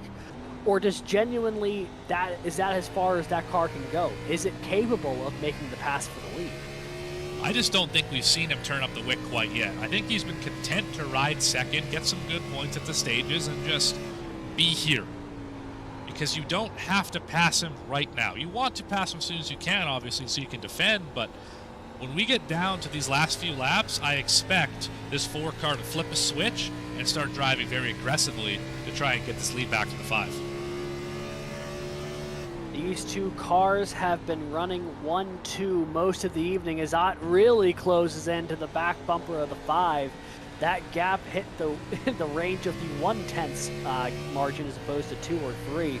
Obviously, Kurtz with a little bit of a better exit there and will pull away here on the backstretch, but you can really see the 4 willing to drive it in a little bit deeper on corner entry, the 5 more content to try and get the better run on corner exit. And that's been the ebb and flow of these 2 cars for most of the night, but especially since the green flag pit stops about 15-20 laps ago. And driving it in super deep, like the 4 does right there, it feels good. It feels like, oh, I can see I'm gaining time on this 5 car. But then right here, as soon as you get back on throttle, the 5 just stretches it out like an accordion and pulls all the way down the straightaway. And it is just the most disheartening feeling to see the guy that you just stalked all the way and pull away from you. So we'll see here. He's getting pretty close. In turn 1 and 2, he might be able to try something here and give him a little bit of maybe a wake-up call. Hey, I'm still here. Don't forget about me as they get down into the center here. Let's have a look. Ott looking to, oh, he gets really loose on corner entrance, nearly tagged the back of the 5 there. I think he was looking to really drive it in deep, but the 5 took a little bit of a different line into the corner there than he had the past couple laps, and it really checked up Jim Ott going into turn 1. The thing we know from watching these two all night is that the 4 is willing to drive it in deep if he needs to. He has been driving it in consistently a lot farther into the corner than Andy Kurtz has in the 5. But is that the matter of because he needs to, or because Andy Kurtz is simply saying, I know my car handles better coming off the corner, so that's how I'm going to position myself for success? It is a really interesting battle up front here. Can the 4 of Jim Ott find his way around the leader in Andy Kurtz? That is the question here. When they come to the line, it's only going to be 13 laps to go. Oh, the caution's out. The caution is out for only the second time here today. Although, looking at the timing table, I'm not entirely sure where it originated. Yeah, I don't see anything. I don't see any cars losing positions. See, the 31 is still rolling. He's got the most damage from what we could see. That might just be one of those classic phantom cautions that iRacing has sometimes. There's the 56 in the wall. He's got some pretty heavy damage. Let's have a look back on here and see if we can find out what right happened. Front looks caved in a little bit. Maybe it has something to do with the 56 of Greg Schroeder.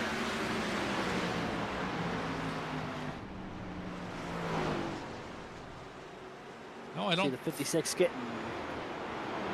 I think they're slowed down at this point. I'm not really sure. Yeah, they're slowed down at this point. Oh, there's the 80 car off the track. Let's have a look. Maybe there. it's Drew Kroll there in the 80. We'll have to take a look here, going a little farther back. You see he's on the apron, although nothing seems too out of the ordinary off of 4. Unless it's going in through 1 and 2. It did look there like it he is. was off the backstretch. Oh, little and the loose on the downshift. Spin. Yeah, that's a tough break. Those are tough to do, and I think I think that access road counts as on track here at Gateway. So once you have a slow car pull onto the access road, it flips the caution lights, and then he got it back righted again. But good save to not hit the wall or anything there. Just a little bit loose on the entry. Yeah, we haven't seen a whole lot of Drew Kroll tonight, but a nice little save there. Keeps his car from tagging the wall, but this now makes the front of this field a very interesting situation. Is coming off of pit road. Looks like a lot of cars took tires. Andy Kurtz retains first position. Jim Ott second. Tony Iverson third. Matt McMeekin. I don't know where I got Blake from. Matt McMeekin in fourth, and Michael Nash in fifth. So nothing changing in the top 5 off of pit road, but now everyone on fresh tires. Not a whole lot of time left. This is the prime time for some people, as I know would say. This is where the stupid might happen, as far as someone launching it into the corner, just praying for it to work. But they've run really clean tonight, so maybe it'll honestly be a pretty clean end to this race as well. Who's to say? Yeah, it's hard to tell. And if you're going to pass the 5, you're going to have to turn it and burn it, as they say. You got to get a good launch on the restart, and you got to be able to be at least alongside into turn 1, whether it's the top or the bottom. We won't see with the 5 picks, but doing the race last night, the truck race here live on Vspeed. Go have a look at that if you haven't already. The leader was able to get a commanding lead on all of the restarts. Was able to launch and get about 2 car lengths every time down into turn 1. So if that's the case for the 5, you're going to have a really hard time, 1, catching back up, and 2, being able to do anything with that gap. So they've all got fresh tires, though. There is no point in tire saving. You can run 10 qualifying style laps here, and you're going to have probably 7 or 8 to go, and see where you shake out at the end of this thing. We had a very similar situation unfold last week at Michigan, where a long green flag stint through the middle of the race came down to a late race caution and a sprint to the finish. So another opportunity for these guys to show off their ability to restart. We've seen how they fare under the nice long green flag runs. That being said, at this point, you better hope you're in the right position for it. It's going to come down to how quickly you can get up to speed over these final couple laps here, because there's not going to be a nice long extended period to kind of get settled in. You just have to know what you're doing and go for it. So the lights are out on the pace car. Those two cars who are a lap down will take the wave around to get back onto the tail end of the lead lap here. And it'll be Andy Kurtz on the inside of row 1, Jim Ott on the outside of row 1. Those two cars first and second basically all night tonight. What a battle they've had. Tony Iverson lurking back there in third, and fourth it's Blake McMeekin.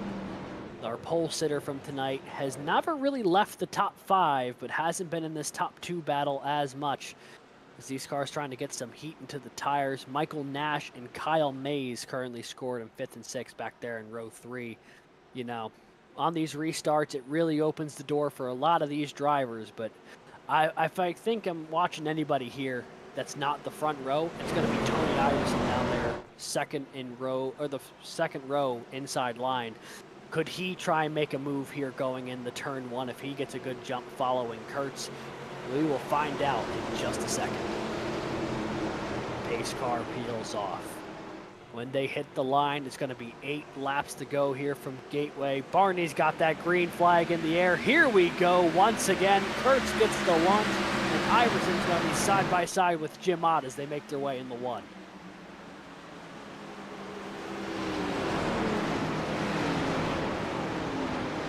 Iverson slots in there in third, had to shoot the gap between Jim Ott and Matt McMeekin. Andy Kurtz got a great launch on the restart, though. He'd opened up that gap to nearly 4/10, and it's 3 wide behind them. Somebody's spinning on the apron there. Who was that? Might have been Michael Nash in the 60 who's trying to collect it back on track here. The green stays out, but Michael Nash falls well outside of the top 10. Now back to 14th after he restarted in that 5th position. That was a 3 wide dive into the corner, and it just didn't stick for whoever's on the inside. I think actually was the 60 who was on the inside, and great save to not wreck that car or anybody else. But unfortunately, that's going to torch his night tonight, as we got a really good battle here in the top 4. Yeah, right now, 2nd through 4th, all nose to tail. Jim Ott, Tony Iverson, Blake McMeekin there running 2 through 4. Right now, Jim Ott in that 2nd place position. We know that he gained on Kurtz as the run developed. Does he have the time, though, to let that happen, or does he need to force the issue? There's not a whole lot of time left here in this race. Not sure if he'll be able to sit and wait. He'll have to go and chase down the 5, but that's also what everyone behind him's trying to do right now. Tony Iverson, Matt McMeekin there, not out of the picture yet as well. But right now, Andy Kurtz holding a steady wheel and has not really made any missteps this entire race. I mean, he's led well over 100 laps at this point. And with 6 to go in this race, anything you were saving, you better not be saving it anymore. You better be driving the absolute wheels off this car, 110%, or you're going to get passed for whatever position you're in. And you can see it right here out of the 4 car. He is wheeling this thing to try and catch the 5 who's led the majority of this race. Making their way into 3 and 4. Not much time left in this one. We know that Jim Ott in the 4 has really been able to get good runs off of 3 and 4 the majority of this race. He's going to need some of the best runs he's had all night to have any chance of passing the 5 and Andy Kurtz. Andy Kurtz has drove an absolute masterclass so far this race, leading over 100 laps, and with 5 laps to go, can he hang on to the victory here? He's got 3 really hungry challengers all within a second behind him. I would expect some pretty deep drives into the corners here. The 4 is in striking distance, especially in turn 1. We could see a little bit of chrome horn used here, as they called it back in the day when stock car racing began. But here we go, big dive into turn 1. Let's see it. Ott really trying to lean in there. That gap at its closest, maybe about a foot or 2. Right now, about 1 car length separates first and second with 4 laps to go. Andy Kurtz trying to take that number 5 machine to victory lane for the first time this year. Jim Ott trying to upend his podium finish from last week with a victory here tonight. It's all going to come down to these final few corners as they make their way down. It's going to be 3 laps to go. And now Jim Ott pokes his nose in onto the inside of Andy Kurtz, making their way into turn 1. Could this be the pass for the race lead and the race win? Ott slides up the track a little bit, side by side through 1 and 2. They're going to be neck and neck off the exit of turn 2. Looks like Kurt's got a slightly better exit on the corner there. Cannot stay with him, not just yet, but he's going to look back to the inside, diving in once against the 4. Coming out of turn 4 now, it is side by side, still 2 laps to go from Gateway. Andy Kurtz defending for his life from Jim Ott. Ott finally trying to pull the trigger to take the race lead away after running second for over 100 laps tonight. Kurtz up high in the 5, Ott down low in the 4. Still side by side as they make their way off of turn 2. Will either of them give an inch? You're going to have to really drive it in here if you're the 4 car. I don't know if you need to make contact, but you're definitely going to have to worry the 5 car here. You're going to have to get a good run off of 3 and 4. Looks like he's going to do that. Going to be within a car length here. You got to show him something, either fake to the inside or fake to the outside, but you can't run right in his tire tracks. White flag in the air here from Gateway. The 4 little sideways. Can he save it? Yes, he does. I think there was a bit of contact between the 2 on the entry to turn 1. Could that have been the moment for Jim Ott, or will he be able to take one more lunge here into 3 and 4? Making their way in once again. Looks like the gap is going to be a little bit too big. So he led from nearly pillar to post here tonight, taking the lead on lap 11 and never looked back. Leading over 100 laps, Andy Kurtz scores the victory here tonight from Worldwide Technology Raceway and becomes the 3rd different race winner in the Overtake iRacing League's Xfinity Series. What a finish. That was incredible. That was a really great drive by the 5 and the 4. They kept it clean. The 4 tried really, really hard to move that 5 out of the way. Tried it twice, in fact, in that last run, and just couldn't quite get there, couldn't quite make it stick into the middle of turn 1 and 2, and he came home 2nd place. Great effort for that 4 car tonight. 3 weeks of Overtake iRacing League action here in the Xfinity Series, and 3 genuinely incredible races that start the season. We have had some absolutely unbelievable quality of racing here to kick off the opening bit of this season. It's been unreal how, not only how good these guys are, but also how close each of these races have come down to the wire. You know, Tony Iverson held off a 3-wide challenge at Atlanta. At Michigan, it was Michael Kostick in the closing laps. And today, even though he led 112 laps, it was never a done deal. Andy Kurtz had to fight to pick up the victory here tonight in St. Louis. A very, very narrow victory over a hard-charging Jim Ott. Yeah, it was a great ride. It was a great drive. It really was. Yeah, masterful race by the 5 car to be able to hang on this entire time and lead well over 100 laps. And we'll talk to them after a quick commercial break. That we will. So don't go anywhere. Taking a quick commercial break. And when we get back, we'll be talking to our podium finishers, our winner here tonight, as well as the runner-ups from there. Don't go anywhere.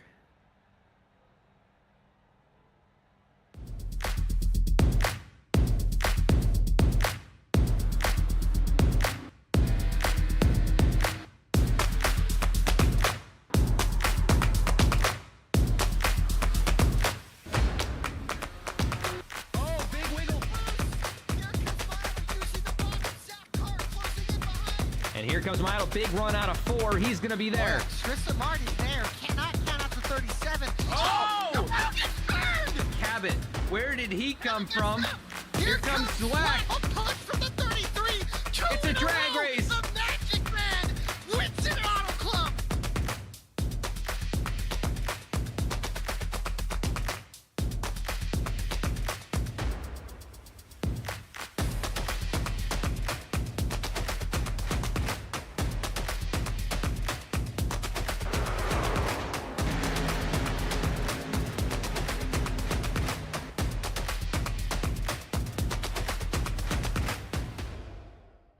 There isn't a one-size-fits-all for almost anything in life. So don't settle for a one-size-fits-all setup. Eliminate the frustration in building with an AI-powered personalized toolkit to boost you forward to victory. Optimize your setup and improve your performance over those cookie-cutter builds used by the rest of the pack. Vantage is iRacing.com's first AI setup builder. Save your time and get back to your personal life. Vantage takes any setup for any track and adjusts it specifically to your needs. Choose from over 100 cars for any paved circuit. A custom-tailored experience that's easy to understand and tested to fit any driver style. Subscriptions as low as $8.50 per month. And for a limited time, new members get a 7-day free trial with unlimited access to all Vantage has to offer. Let Vspeed Vantage free you of the endless loop of testing and get you back on track to victory lane. Visit orangespeedvantage.ai to get started. Welcome back, everybody. A thrilling race we just had here at Worldwide Technology Raceway. Andy Kurtz picked up the victory here tonight. Dramatic fashion in that late race restart, holding off a hard-charging Jim Ott, who finished second here tonight for the second week in a row. Tony Iverson continues his good run here at the top of the points table with a third-place finish here tonight from St. Louis. Fourth place is our pole sitter, Matt McMeekin, and fifth is Alex Penn. He took that overcut strategy and it gained him a couple positions late, so a good run there for the 30. Lucas Lyons brings it home sixth tonight in the 48. Craig Schroeder in the 56, bringing it home seventh. The 08 of Daniel Cunningham brings it home in 8th place. Kyle Mays in the 55 is 9th. And Brett Bieber, for the third week in a row, finishes 10th. That's consistency right there. Ray in the 38 came home in 11th, big gain from his starting spot, and Hall Jr. had the same thing happen, gained 7 positions to finish P12. Nash in the 60 came home in P13. Got some feedback on somebody's audio there. Got Harrison finished in 14th, Anderson 15th. Prohl, who was the cause of that last caution, great recovery up to 16th from his 20th starting position. Todd Mays finished 17th. Hall in 18th, and then we had the 31 and the 8 involved in an accident, finished 19th and 20th respectively. But the last car on our grid was Jay Miller, who never did take the green here tonight, unfortunately, but a good run nonetheless for the rest of this field. And I think we have some interviews. Is that right, Bradley? Sorry, Alex. I forget who I'm here with. I'm sorry. Well, and it also helps that that Bradley is here, so. But yeah, bringing it in, our third place finisher here tonight. It'll be Tony Iverson bringing it home on the podium tonight. Second time we've had the opportunity to talk to you, Tony. Congrats on the podium. What were you seeing from your view out there? A lot of green flag racing is what we saw from ours. Yeah, I'm sweating right now, man. No breaks on that one. Just a lot of green flag runs, a complete night and day difference from last night. It was a good race.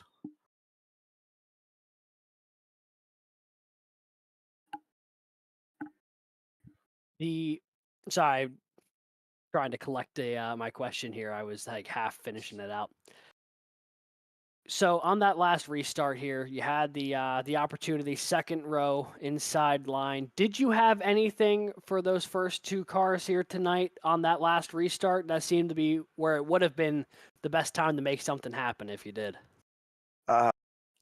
They just had a little more pace than I did tonight. I wouldn't even start catching them until like lap 38 in a run, which wasn't going to work out for me. But I mean, they had a great race. It was fun to watch. Yeah, that was something else on the last 10 laps there. I tried to pull it inside Ott going into turn 3 after the restart, and he threw pretty much what was a necessary block because he would have had more long run speed than I would, and I would have just been in his way.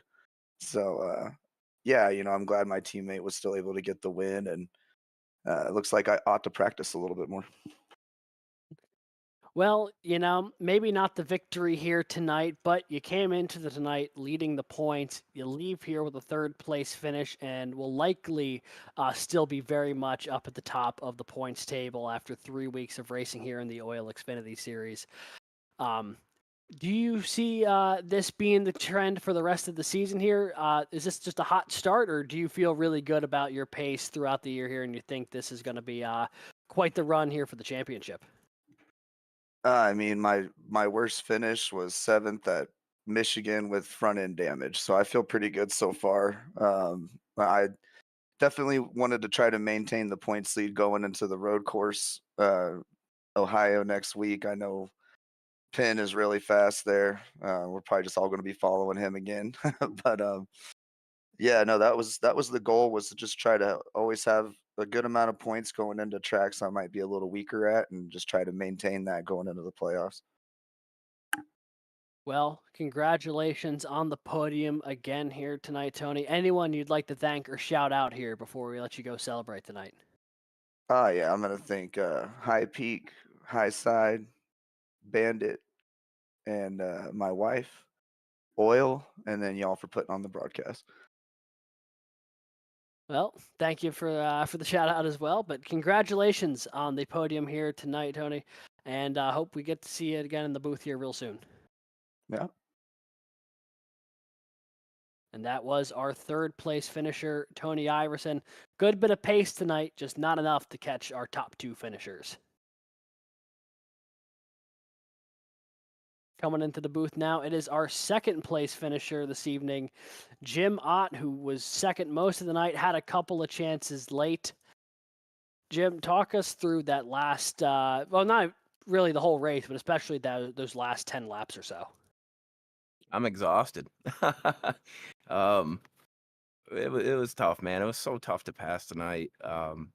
Hats off to Andy, dude. He did such a good job of just controlling the lead, and yeah, I did it. I gave him everything I had. I just could not get a run off the corner. I set him up a few times, got to the side, but I just I never could get a run to clear him. So track position was crucial tonight. I tried to stay up front all night, did that, and just came up short. Just saw a lot of the fives bumper tonight. Yeah, you had a lot of time, since Morgan up in the broadcast booth here. You had a lot of time riding behind the five. What did you feel like you had to do to get around him tonight? Uh, Pretty much push one, just to get to his side. Because three, it wasn't really the setup point. 1 and 2 is where he wanted to set him up into 3. So I was better on entry, and I knew that's where I had to take advantage if I didn't, have a chance. I wanted him to make a mistake, and he did such a good job tonight. He never made a mistake. But yeah, I just never got to clear him this evening, and hats off to him again. It looks like you had one opportunity down into turn one. I think you got side by side with him. Would it ever cross your mind to maybe work into him a little bit more and try and get him out of shape and drag race on the backstretch, or was it all just stay in my line and we'll race it out clean and see what happens? Yeah, that's part of it. I mean, I pushed it as much as I could, but I didn't want to compromise either one of our races. We were up there all night long, and I felt we were the two best this evening, and um, yeah, I just didn't want to push it too much and compromise it. Yeah, great race. Regardless, come home P2. Anyone you want to thank for this one? Shout out or anything like that? Yeah, friends and family for watching. Love watching you guys' broadcast. You guys do such a good job. Alex and Dave, appreciate them. The admins, man, they've been doing a great job, and just been really enjoying this league. We got a great group, guys. Right on. Well, this was a blast to watch you tonight. You guys did a great job out there, and I'll pass it back to Alexander, and we can move on to our winner tonight. Absolutely. That was second place finisher here tonight, Jim Ott, which means it is time to talk to our race winner this evening, Andy Kurtz. Andy, congrats on the victory. You led 112 laps tonight. Dominant effort from your end, although I'm sure those last couple laps maybe a little bit of a sweater. Yeah, for sure, man. I'm exhausted after that one. That was an awesome race. Really great racing, Jim. Really all race, but yeah, that caution there at the end. Bunches all back up, so wasn't really sure what was gonna happen, but got a really good jump on the restart. But yeah, had a heck of a battle. Kind of blacked out during it all, so I'm excited to go back and watch your broadcast and go see how it all played out. But yeah, it was a lot of fun racing Jim, and happy to get a win here. Yeah, it was. I mean, on the scoreboard at the end of the day, it'll look like a very dominant win, and not to say that it wasn't, but it definitely had a couple of close moments in those closing laps. There was one point with a few laps to go where it looked like the 4 got to your inside and you were side by side for a couple of laps. What was running through your head there, knowing that you had probably the fastest car all night long, and then with a couple laps to go, the opportunity of it to potentially slip away had arose? Yeah, man. I mean, Jim was just as quick, I'd say. I'd say maybe even a little bit quicker than me, but he was really good getting in the corners, and I think I was a little bit better on exit. But yeah, I figured like if he was gonna take a run, I really wanted to make sure he got on my inside and not my outside, just because I knew I'd I'd have a good shot at keeping the momentum up and clearing him off the turn and kind of just not letting him get as wide of an exit. So I think that worked out. And yeah, I don't know, just a heck of a fight there at the end.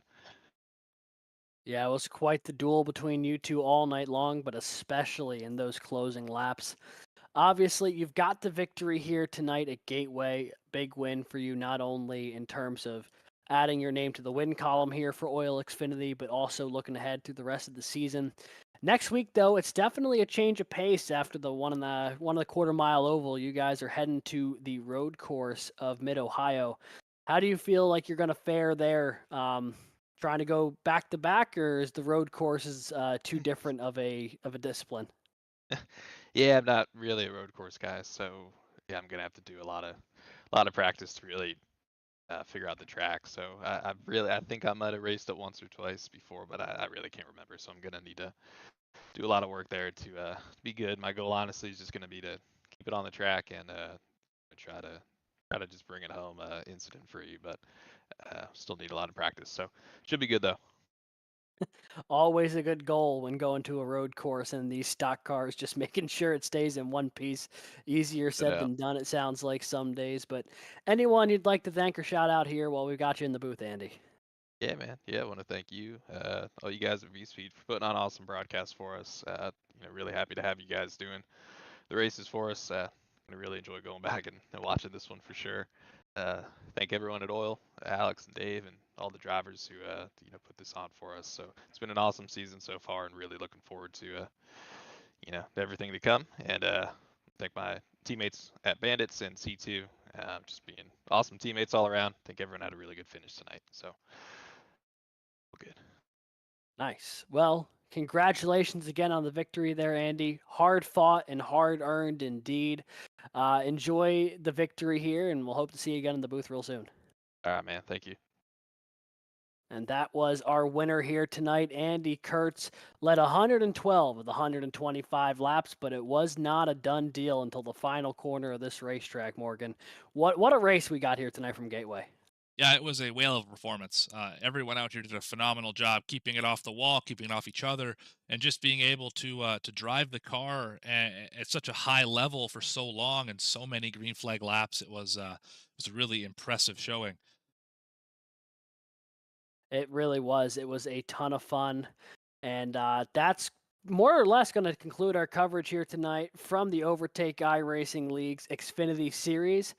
We will be back next week, same time for the race at Mid Ohio. That'll be the next Xfinity race on the calendar, January 30th, 9 p.m., right here on Vspeed, the fourth race of the regular season here, the first road track of the schedule. One of two, so only one in the regular season as well. Huge opportunity for those who may have that road course discipline to get that opportunity and sneak a win here in the early coming weeks. But if that's too long of a wait for you for the next action you'll see from the Overtake iRacing League in any capacity, the OiL Cup Series will be here live on Vspeed tomorrow night, 9 p.m. The Cup Series runs Wednesdays. You also got the trucks on Mondays with Xfinity here that you just watched here tonight on Tuesday night. So 3 nights a week, an opportunity to catch Overtake iRacing League on Vspeed. And especially this Xfinity Series, this is the place to be right now. 3 races into the season, haven't had a bad race yet. Hopefully that's not a commentator's curse, but man, has it been a lot of fun so far. Yeah, it was a blast to be here tonight in the Vspeed booth watching this race, and thanks everyone for watching. And with that, on behalf of everyone here at Vspeed, everyone at OiL, My co-commentator tonight, Morgan Cook. I've been Alex Gagnon saying so long from the virtual Worldwide Technology Raceway, and we will catch you at the next race. There isn't a one-size-fits-all for almost anything in life, so don't settle for a one-size-fits-all setup. Eliminate the frustration in building with an AI-powered personalized toolkit to boost you forward to victory. Optimize your setup and improve your performance over those cookie-cutter builds used by the rest of the pack. Vantage is iRacing.com's first AI setup builder. Save your time and give back to your personal life. Vantage takes any setup for any track and adjusts it specifically to your needs. Choose from over 100 cars for any paved circuit, a custom-tailored experience that's easy to understand and tested to fit any driver style. Subscriptions as low as $8.50 per month. And for a limited time, new members get a 7-day free trial with unlimited access to all Vantage has to offer. Let Orange Speed Vantage free you of the endless loop of testing and get you back on track to victory lane. Visit orangespeedvantage.ai to get started.